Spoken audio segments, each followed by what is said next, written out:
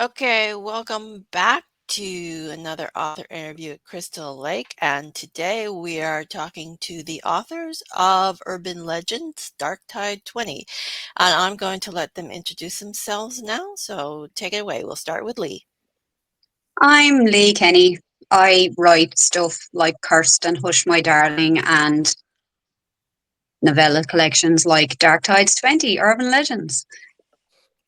Okay, Nick. Hey everybody, I'm Nick Roberts. I have written The Exorcist House, Mean Spirited, and all kinds of other stuff. So there you go. And Dan. My name's Dan Franklin. I write weird, creepy things too, and like These Things Linger, Eater of Gods, Down to the Sea, a couple different things. Okay, so give our viewers an overview of what your novella in Dark Tides is about. So we'll start with Dan. Sure. Mine's based around sort of the changeling mythology, and there's a girl, the main character Amanda. She's always wanted a baby her whole life. It's what she thinks will make her happy, complete, all that kind of stuff. Only when she has one, and the nurses bring it into her, she's becomes more and more certain that it is not hers, and that it is an imposter of sorts. And it's sort of the balance of, are you having postpartum psychosis, or are you justified in wanting to pull parts of your baby off? So the question we all come across. Okay, so what's your novella about, Nick? Well, I want to piggyback off Dan's for a second. That's not the first time I've said I've piggybacked off Dan, but I want to piggyback off Dan for a second and say that when he pitched that concept, I was like, yes, that is such a urban legend concept. The fear of taking home someone else's child, especially if you haven't like had that bond with the child. So I thought that his story and concept was brilliant. But yeah, so mine's called Poltergeist Password, and it sort of the genesis of that is sort of like these cursed tapes that were kind of popular in the 90s, that whole trope. And I kind of applied that to podcasting. And I wanted to almost present it in like a Blair Witch Project type of way, where a reporter introduces this transcript of this final podcast and sort of leaves it up to the reader slash listener to determine whether or not they think it's real or a hoax. Okay, so Leigh, what's your novella about? Mine is knock on wood, the saying to knock on wood. In Ireland, we say touch wood, but I was told that would not probably go down well with international audiences. So, knock on wood is like I kind of take the whole boogeyman urban legend and that house that every small town has, it's got like all the lore attached to it. Something bad happened there. Somebody knows somebody who something happened to it in, and I bring the two of them together. Mayhem Sounds ensues. well. That's always good. Mayhem is always good. Yeah. So what were your inspirations behind the story, and did you focus on any particular urban legend to use as a reference or motivation? I'll start with Nick. I would say mine was more film based than anything else. Of course, there's the movie Urban Legends that came out in the late '90s, I believe, and Yeah. it had like the real popular ones in there, and mine sort of came about from wanting to, like I said, go down that trope of did you hear about this cursed type of object, or let's try out this weird ritual. You can apply that to like a Ouija board. So what the people on the podcast, my fictional podcast, what they do is perform this ritual that supposedly allows one to see poltergeists and brings poltergeists to their location. Okay, so what about you, Leigh? What were your inspirations? Um, there was no particular. I suppose that, like I say, that thing of the house that is in every town. Everybody has that house. To live in that house in the town that I was from, the house that was supposed to be haunted, and everybody was afraid. And everybody, even when I lived there, used to tell me that they felt things and how could I sleep there at night, but I never did feel anything. So I just always found that interesting, the way a story can grow legs and everybody will experience it differently. And, the way some people, I suppose, are more susceptible to, maybe they feel it because they believe the story a little more thoroughly than others. So I suppose that was probably the biggest thing behind it, was what happens when it is real. Yeah, that's always a interesting take on a horror story. So what about you, Dan? What were your inspirations? Sorry, my audio is stuttering a teeny bit. Mine was based on changeling type of mythology, but also just scattershotted a couple different urban legends in there too, because it's fun to reference them. And whether it's Bloody Mary or the "Did you hear about the person who used to be here" kind of thing, just had fun with trying to weave those in and keep a little closer to the theme because I didn't want to go completely untethered, but I sometimes do And that's why we loved it. that. To be fair, the spider lady in your story, even though it's not part of the main narrative, is like absolute nightmare fuel. Sadly, she got mostly cut. There's a lot of her still sitting in a pot, like I a would love to read more shelf. about her Yes. because she just, oh, she gave me the willies. Yeah, well, there's material for a secondary story, I guess. I'll be the first buyer. So how did you guys get involved in the project? Nick? Well, actually, I had been approached by Joe a few times.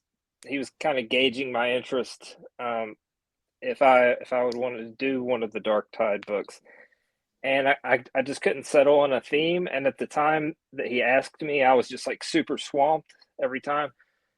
And then Leigh actually mentioned wanting to get involved with the Dark Tower books or work with Crystal Lake in some capacity. So I had just finished Cursed, and I think I was doing an arc read of her book Hushed, and or Hush, and I was like, okay, I'm intrigued about working with Leigh. Let's see what I can brainstorm with her. And I think she and I came up with the concept of, or settled on the theme of urban legends. So once that happened, I was like, you know, very excited about it. Okay, so Leigh, we heard a little of how you got involved, but what interested you in the Dark Tide books in the first place? It was just the fact that they're so prolific. There's so many of them. There's the themes are so varied and wide. There's so many great authors attached to them. And then like for me, I'd be quite new to the scene, and a lot of things kind of seem at first to me, they seem quite unattainable. Like, who am I to be doing anything like that? And then the book, the one prior to ours with John Durgan, Gage Greenwood, and Andrew Van Way, I was like, well, I know all those guys. I've done events with those guys. Why can't I do it too? So I was saying to Nick, I was like, how does one get involved? And Nick was like, well, actually, and it kind of just started the conversation, got it snowballing, like Nick said. Like, I think we are similar in terms of like we try to write with that cinematic thing, and we pull from the stuff that people enjoy in the movies and the tropes and things like that. So I think we kind of knew that we would work well together, the same kind of style and stuff. And then in talking about who would make an ideal third, like Dan, I've admired Dan's writing since the very first book of his I picked up. I actually, as a reader, before I start writing, I ran a discussion group for one of his books, and like it was a no-brainer. I'd read Dan's writing all day long. You're so good, Dad. Okay, so you were obviously asked by these two to join. So what was your reaction when you got the invite? I mean, if those two ask me to do anything, I'll pretty much do it because they're awesome. So, Go I mean, it's Nick team. Roberts and Lee Penny. I mean, like, Yay. how am I going to say no to that? They're amazing. So, but no, it seems like a great idea. I love the Dark Tides books, and Nick and Lee are amazing. So, Thank you. Okay, so are you guys a big fan of urban legends, or is this kind of like a new experience, writing experience for you? We'll start with Dan. I always love them because the thing is they're such a like a hallmark of growing up where you just terrorize each other and completely ruin each other's nights. So that's so fun because that's, I mean, pretty much the best that I'm going to get out of human interaction is, and these stories that they pass down generation to generation, and they're similar and they keep going on, but they also build and change just enough to infiltrate your life where you look and you see shadows of it all around. Growing up with Bloody Mary, or my mom used to tell me about people waiting underneath cars to slash your Achilles tendon and steal your wallet. My mom's strange, but but you still hear those around today. Like the things I grew up with now, it's 30, God knows how many years later, and they're still alive. They're still going around, and it's like they're always happening. And you always think about them. They sneak up on you when you're walking in the parking garage. You're like, ooh, that would really suck. And you don't say Bloody Mary 3 times in front of a mirror necessarily, unless you want to feel a little bit like, I don't know if that's a good idea. I just like that kind Yeah, of stuff. yeah. Even if you don't really believe it, it's like Yeah. don't push your luck. Yeah. Yes, especially with Bloody Mary, there's no win in that situation. Hmm. Like you're either disappointed or you get killed. Yeah. I mean, fortunately, I've just been disappointed. So, but still, it was not Okay, terrorized me so as a child. It's wonderful. what about you, Nick? Are you a big fan of urban legends? Yes, very much so. Just because it reminds, like when I even just hear those two words, it kind of reverts me back to childhood. Because, I had an older brother who would tell me ghost stories and try to scare me, and he would always introduce me to movies that were, not age appropriate. So he would like show me these scary movies like Candyman. That was one of the formative movies for me, and yeah. So and I mentioned watching the film Urban Legends in theaters with a bunch of my friends.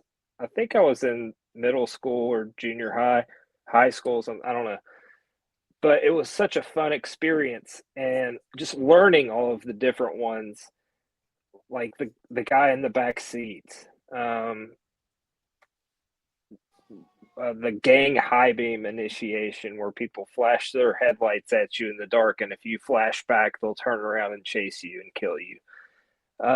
So like all of them seem like they have a toe dipped in reality, and I don't think I like as you get older you kind of grow out of that phase of thinking, oh well, maybe this did happen to like a cousin or a person, you know and they become much more fictionalized. But for me, it's all about childhood, and urban legends immediately tap into a childhood fear for me. So that's why I was attracted to them. Okay, so what about you, Leigh? Are you a fan of urban legends? Yeah, I think it'd be hard pressed to find anybody involved in horror that's not a fan of urban legends to a degree. It's kind of like a rite of passage, like the two fellas said. Like it always starts in childhood. It always goes back to childhood. It's how you learn who's brave and who's not so brave. And much like in all of those urban legend style films, they all have their rules about who dies first, who dies last, who survives the night, who doesn't. It kind of feels like that in childhood, who's the one who investigates the noises, who's the one that's willing to go into the dark room and say Bloody Mary in front of the mirror, things like that. And then, like Dan said, it's even your parents passing stuff down to you. Like, I've never had an issue with dolls as such, and yet they still creep me out a little bit because my own mother used to always tell me a story about a doll on her auntie's dresser.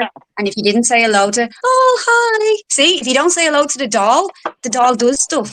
Like, that was her thing. You had to say hello to the doll or the doll would start moving. And I was like, why would you tell me this? I'm young, I'm innocent, I don't want a doll now.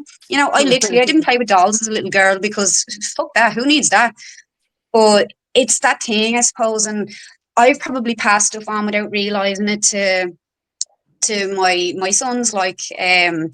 And then, I mean, you're in Ireland over here. There's so much in terms of like legends that have been passed, and I mean, years upon years. Like we would take banshees real serious here to a degree. to this day, if you found like a comb or anything that looked like it could be part of a plastic comb on the road, it's like, well, don't touch that, because if you do, the banshee is coming, and you're done. It's just, it was one of those things. If you hear, like, I don't know if you've ever heard a fox scream, but in a country that believes in banshees, that's not a good thing, because, you do something, and then that night you hear a fox screaming in the fields, and it's like, oh shit, what have I done? But yeah, I spent a good deal of my childhood terrified because of things like that. What am I doing writing horror? I'm in the wrong game altogether. I need to live a more sheltered life. Okay, so do you have a favorite urban legend, and why do you think people love urban legends so much? Okay, we'll start with Leigh. I don't know if I have a favourite. Um, as far as why people love them, it's that thing again. It's no matter what age you are, brings you back to that thing in childhood, like, I suppose, right down to the earliest of urban legends that we all would have learned. If you make faces and the wind changes, your face gets stuck. Like, things like that are urban legends in themselves. If you swallow the apple seeds, a tree will grow from your stomach. All that kind of thing. But it's hard. It's hard not to love them. Like, so much of horror comes from urban legends and urban legends themselves. It's a real chicken and egg thing. Which Mm. of the stories came first, and what bred them. It's just, there's so much to it. But as far as favorites go, I could never pick a favorite. I was always weirded out by the one where it was like the dog licking her hand under the bed, where Oh she puts yeah. her hand down and the dog licks her to reassure her, but then horrible things happen to the dog, and it was not the dog. And as a dog lover who always has them around me, it was like, big nope. Big nope for me. Okay, so what about you, Nick? Do you have a favorite, and why do you think people love urban legends? Yeah, I thought I did until Leigh just reminded me of that one. I I know. think that I'm completely blown out here too. I forgot about that one. But my second favorite, I guess, would be the one where a guy or a girl goes to a bar and gets picked up and goes back to a motel to hook up, and then wakes up in a bathtub full of ice, missing a kidney, and their That's a good organs one. were sold on the black market. And that one just feels real with all of the shady things that happen on the dark web and the black market, and rich people needing organs, and who's It's just really hard to get all expendable. that ice into this hotel bathroom. That is true. That is true. But yeah, I would say that. And why people love them, I think for me, it's because they keep that toe dipped in reality. Um, yes, you can write them off, but not completely. It could happen. It's the what Yes. if that gets you. Yeah, it's the safe scare too, Yeah. because of so what about you, Dan? Do you have a I don't. favorite? They both came up with awesome favorites, and I sadly just completely dropped the ball here. But one really recent one that I read was one Nick's ones from a different collection, Sally Under the Bed, which is where some horrible thing happens to this girl, and the guy who does it shoves her under the bed, and then yeah, I mean you can see where that builds in, and that you can kind of have the idea of her underneath anywhere, just reaching, crawling up, kind of thing. It's just icky, nasty. That sort of monster under the bed or in the closet or any of those. When I was little, it was a tree, whatever, stenciled on the wall that I was convinced I could see faces moving in while I was trying to go to sleep. It's just always this weird, like when you're in that twilight halfway towards sleep and something terrible is happening. Those are, I love those things. I'm not actually love them. I love the idea of them not happening. She's coming out from under your bed tonight, Dan. Yeah, not. I mean, I sleep on a couch at this point. I mean, she's gonna be disappointed. Okay, so do you think there's an urban legend or an aspect of urban legends that gets overused in writing or other media? Start with Dan.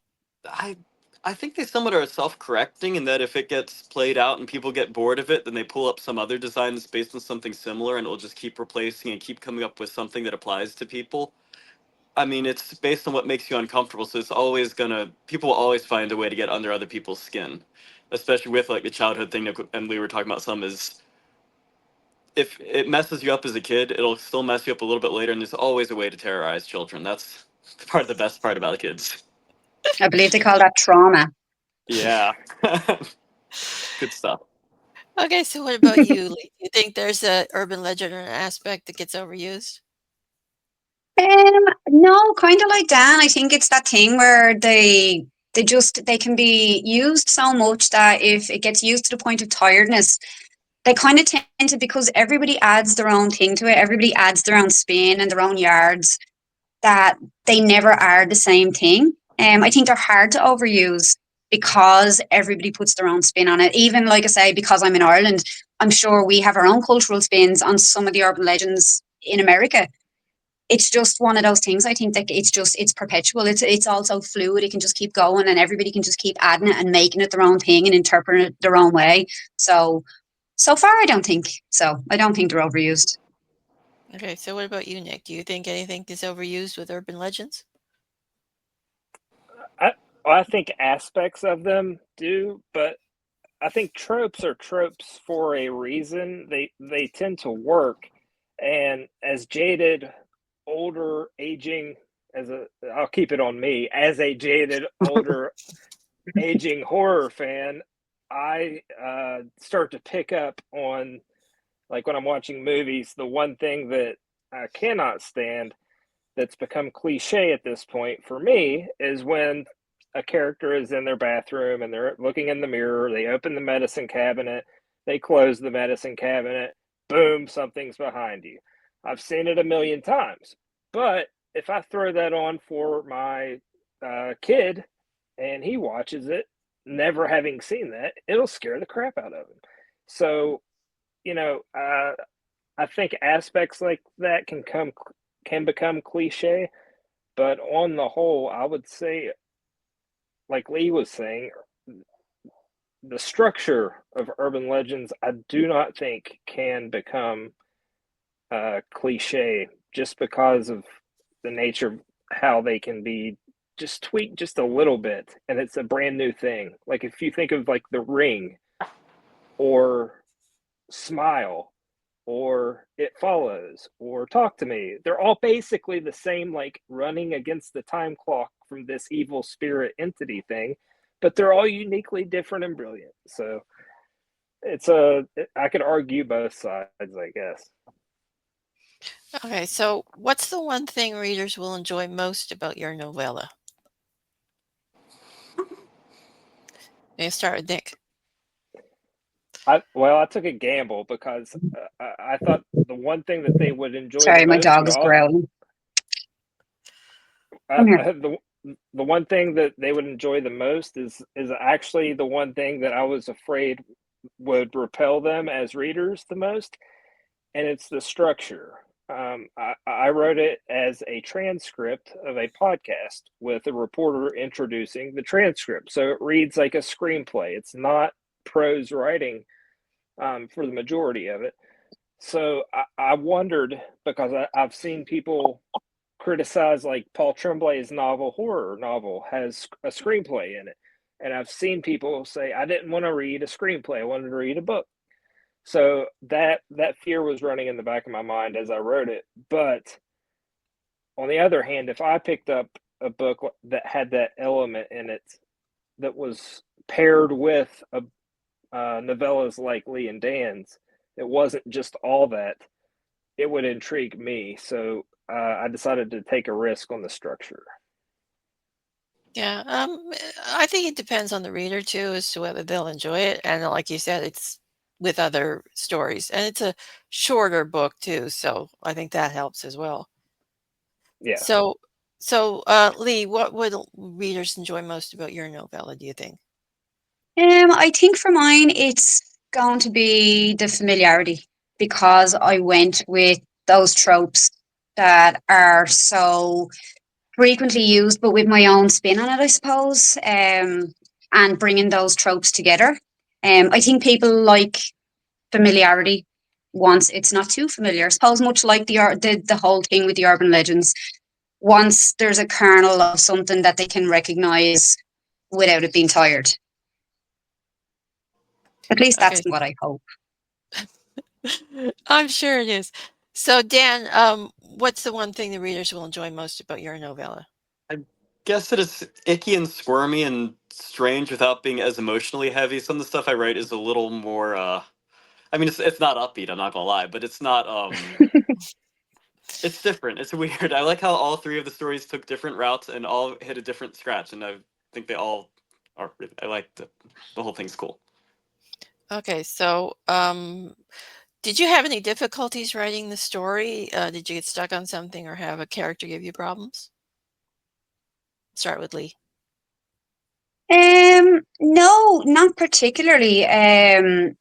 I Mine starts off slightly. It was supposed to be just taking place in the house the way it does. Obviously, people need to read it to understand. But I went in a different direction at the start, and it ended up bringing me full circle in a way that I didn't know when I was. I'm a real pantser about this stuff. I'm not great at plot, but it was one of those rare times when it just worked out perfectly. Um, the whole thing kind of just flowed much easier than I expected it to. That's always enjoyable when you're writing. Yeah, absolutely, and it doesn't happen often enough. So, what about you, Nick? Did you have any difficulties with the story? Yeah, because I was limited to only dialogue once the story once the podcast begins and the reader is listening to the podcast, I was limited to dialogue and the description of sounds. And I even hesitate to say I was limited because it was sort of creatively freeing as well. I got to play around, and it was the ultimate exercise in showing and not just telling. If there was an entity in this broadcasting room with these people, the person speaking isn't going to describe what this thing looks like there's still an audience. I had to make it realistic to where it would be people reacting, but as we the reader are reading this, we're still in that moment, and hopefully you can see what's happening without them having to do exposition dumps as horrible things are happening. Okay, so Sorry, what I'm being about you? harassed by a dog. It's adorable. Yeah. What about you, Dan? Did you have any difficulties writing your story? The length is more of an issue with trying with mentioning exposition stuff. It's really hard to put. It's the length you want to fill it with all kinds of details, but you run a risk of just flooding the reader and trying to cut a ton of those out because it just rambled off onto areas where it did not need to go. But I like how it turned out. It just took a lot of reducing from just wandering around. Yeah, that's always the difficult part, isn't it? The editing stage. So, what were your favorite part? Do you have a favorite part of the story? Is there a scene that stands out for you? Let's start with Dan. Um, I guess probably the nature shows, just because I grew up on nature shows, and they're just disgusting. The things that they Yeah. do in them. I mean, it's really foul, and I enjoy that so much. And it's just like fundamentally like, oh yeah, no, I remember watching that and learning all sorts of horrible things I did not need to know. That was always fun. You should read Crystal Lake's Bestiary of Blood if you like that sort of thing. I do. Yeah, that some of the stories in that yeah, you'll enjoy them quite a bit. I've interviewed some of the authors. So, what about you, Nick? Is there a favorite scene or a part of your story that stands out for you? Well, because I listen to podcasts all the time, they do ad reads in the middle of the podcast. So my favorite thing in writing this was creating fake products that they could do these commercial ad reads for. And I think it was Spooky Socks is what they're is what this they sponsor the episode. So like every third beat, the host has to say, and now a message from Spooky Socks, the only You officially need to buy licensed a bunch of spooky socks and like sell them. Legitimately would buy them. So I mean, So yeah, that was fun. what are we doing writing? Why shouldn't we? Why aren't we selling spooky socks? Free socks with every purchase. Okay, so what about you, Leah? Is there a part of your story that stands out for you? I had probably the most fun with the baby monitor stuff because haven't had to use I still have to use a video monitor with my youngest son, and they scared the shit out of me a lot. Um I just like there's this thing with my video monitor where if I press the button and I look at the screen and I can see what's happening in his room, and then maybe an hour later I press the button and there's like this delay. So whatever was happening in the room originally is still on the screen for a split second.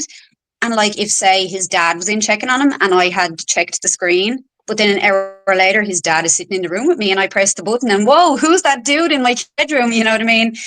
It just it's given me so many minor heart failures that I had to include it. I think baby monitors are just completely underutilized in horror because maybe it's a personal thing, but just they scare the shit out of me. Now that sounds fun. I Not in So real much life, fun. but in the story. So, what is it about horror in general that calls to you as a writer? We'll start with Dan. mean, I would be writing no matter what, but horror is it's just the examination of the strange and dark and nasty, and that's what's interesting. I mean, you don't want to hear about somebody's best day. You want to hear about the horrible, horrible day they got disemboweled in a pool or whatever. Like you want to hear about just disgusting, gross stuff, and you want to hear about their erectile dysfunction. That's what's interesting because nobody wants to talk about that. If it embarrasses you, if it creeps you out, if it's just ugh, or that's that's what you want. That's what I want to read. That's what I want to hear, and that's what it's fun to talk about. Yeah, That's I think. probably something you're going to want to cut, but I don't really. Please don't cut it. No, that's a TikTok clip. I'm sorry. Alrighty. Okay, so what about you, Nick? Why did you start writing horror? What is it Well, about it that appeals to you? it started with erectile dysfunction. Um, um, no, from early on, I love to scare people. I have younger sisters. I put them through hell, and I loved being scared. And always loved going through haunted houses, like at carnivals. And then I got into scary movies and scary books. And it's as a person who resides mostly in my head 99% of the day, anything that can bring me into the present moment, like being scared or getting off on scaring others, that just brings me so much joy to take a break in the mental circus that is my mind and be present. So that's why it's that roller coaster adrenaline rush that we get that I'm addicted to. Okay, so what about you, Leigh? Why does writing horror appeal to you? Kind of like what Nick said there, the whole thing with the circus of your mind. I would have suffered a lot on and off throughout my life with mental health difficulties. And I just find that horror specifically is really good because it's as you said earlier, safe scares. It's like a way to bring anxieties to the forefront, to examine them from like a safer lens. You can kind of it's cathartic to get some stuff out there, and I just find that it helps. It lets us push boundaries, like even in terms of like political landscapes today. Like horror is a great way to be political about stuff as well. I think it covers all aspects. I think it's broad, and I love it. It's scary. I like it. Okay, so what's coming up next for you? Could you give us any sneak peeks into your next project? So start with Leigh. I am like a squirrel, always chasing the next shiny thing. So I have multiple projects on the go. Some I can't talk about, some I will talk about, whether you want me to or not. I am working on a short story collection called Communion and Other Derelictions because I am really easily distracted. So I feel like it's quicker to get a short story collection out to keep people sated because the people want more. I am releasing a special edition of my book, Hush My Darling, this summer. It has a bonus sequel novelette that people have been enjoying. It's currently only available through a special edition version, or sorry, a limited edition version and through audio, but it'll be widely available through my own special edition this summer. And then there's a sequel to Cursed, and yeah, I just so many things, all the things. I'm writing all the things and nothing at the same time.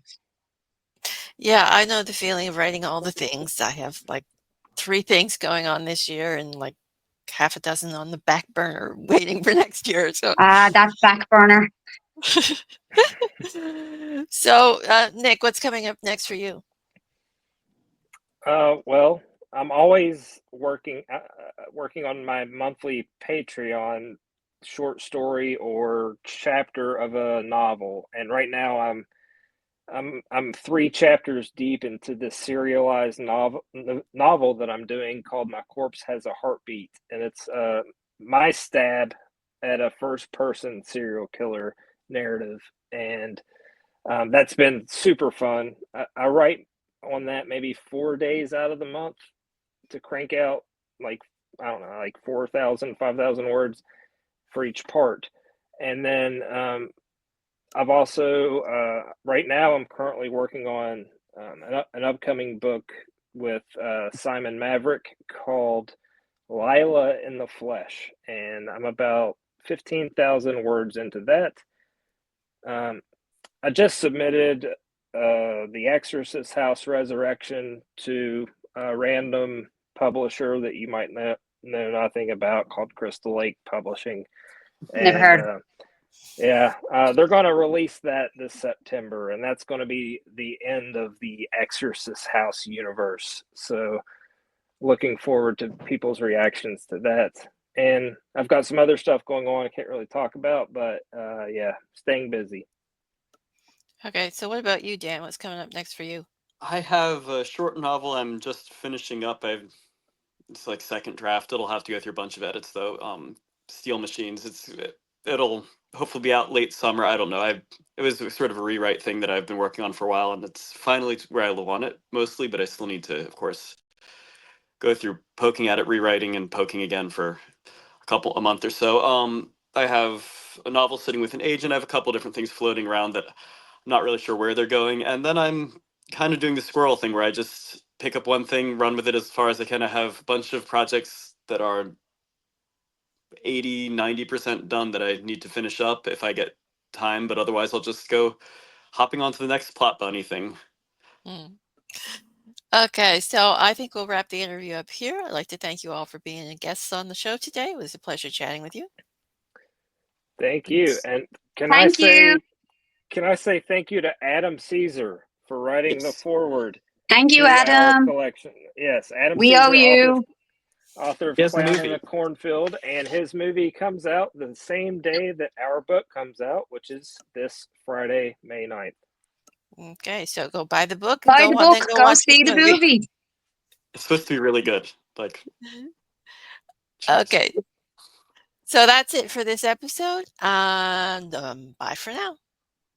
Bye. Bye. Bye.